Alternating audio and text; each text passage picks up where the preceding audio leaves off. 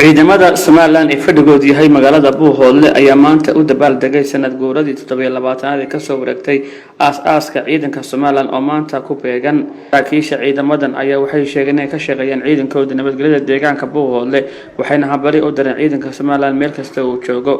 Saciid Maxamed Cabdiraan oo ka mid ah saraakiisha ciidanka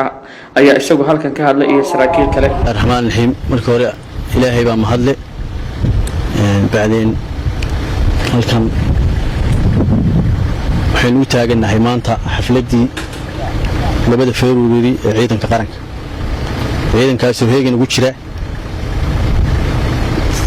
ugu jira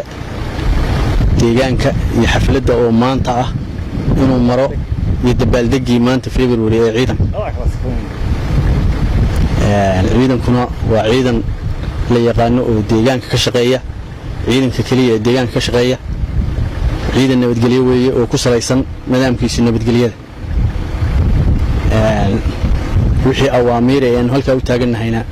waa awaamiirta taliyaha ciidanka qaranku bixiyo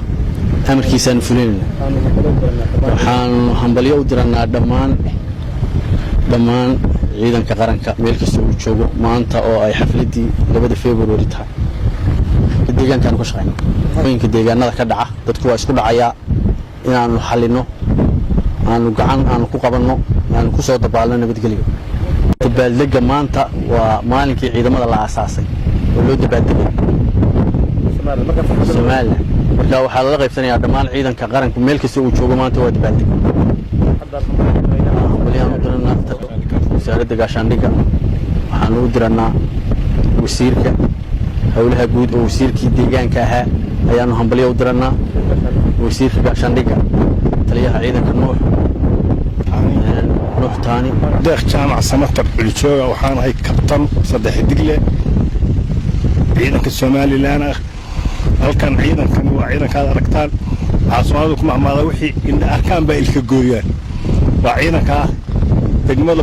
gobolka Buuhoodle aagiisa barigu ka shaqeeya waxaan la shaqeynaa ciidamada Somaliland meelay joogaan kuwa qoorlugud kuwa wuruud kuwa hurufadhi kuwa meel ay joogaan waxaan hambalyo u diranaa ciidanka Somaliland meel uu joogo waa maalintii ciidanka la aasaasay qaranka Somaliland meel uu joogaba hambalyadaasaan u diranaa hambalyo ciidankan waa ciidan Somaliland waxaa laga xukumaa wasaaradda gaashaandhigga iyo taliyaha ciidanka nuux taani Buuhoodle aagiisa bari wuxuu ka howlgalaa magaalada gudaheeda iyo deegaanada degmooyinka iyo gobolada wuxuu ka howlgalaa tuulooyinka iyo rugaha ciidankani waa ciidan ka mid ah ciidanka Somaliland kuna isman Hargeysa taliska guud ee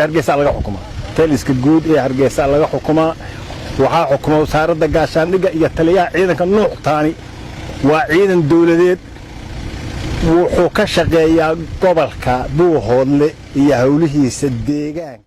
وعلى عثمان اسعار الدكتور وركن هذه التلفزيون KSBC Buuhoodle